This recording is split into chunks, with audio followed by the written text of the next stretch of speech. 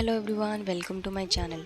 ఈ వీడియోలో నేను ఓమ చెట్టు, కరివేపాకు ఇంకా పుదీనా ప్లాంట్స్ గ్రోత్ రావాలంటే కటింగ్స్ ఎలా చేయాలో చూపిస్తాను.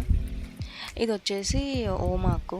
మనకి డైజెషన్ రిలేటెడ్ ప్రాబ్లమ్స్ ఉన్నా, ఇంకా కోల్డ్ కఫ్ ఉంటే ఈ ఆకుని వాటర్లో బాయిల్ చేసి ఒక 2 to 3 minutes అలా బాయిల్ అయ్యాక ఆ వాటర్ని ఫిల్టర్ చేసి లూక్వామ్ ఉన్నప్పుడు కన్జ్యూమ్ చేస్తే బాగా రిలీఫ్ ఇస్తుంది.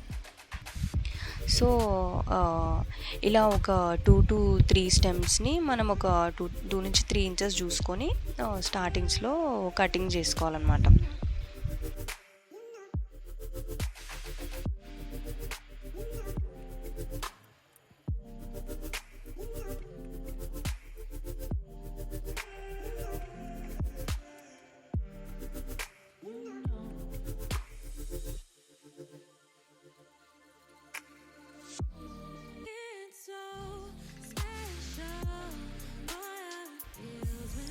సో ఇలా కట్ చేసిన స్టెమ్స్ని వేరే పాట్లో యాడ్ చేసి కొంచెం వాటర్ వేసి పెడితే అవి సపరేట్గా మనకి గ్రోత్ వచ్చేస్తాయి అన్నమాట.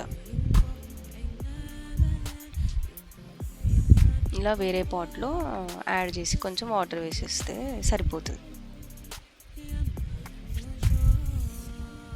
అవి న్యూ గ్రోత్ రావడం స్టార్ట్ అయిపోతుంది దాని తర్వాత. నెక్స్ట్ పుదీనా లీవ్స్.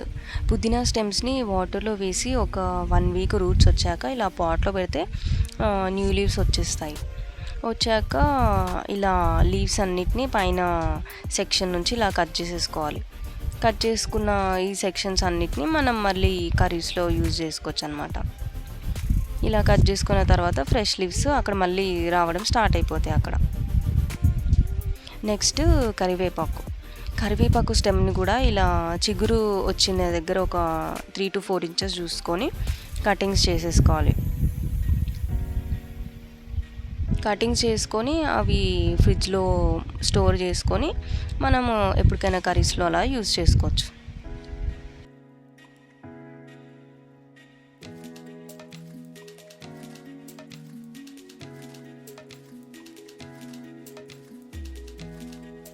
కటింగ్స్ చేసిన దగ్గర నుండి ఒక 3 to 4 వీక్స్లో మళ్ళీ మనకి న్యూ బ్రాంచెస్ రావడం అనేవి స్టార్ట్ అవుతాయి అన్నమాట.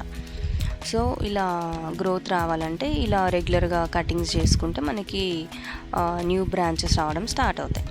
Okay, thanks for watching. Happy planting. Bye bye.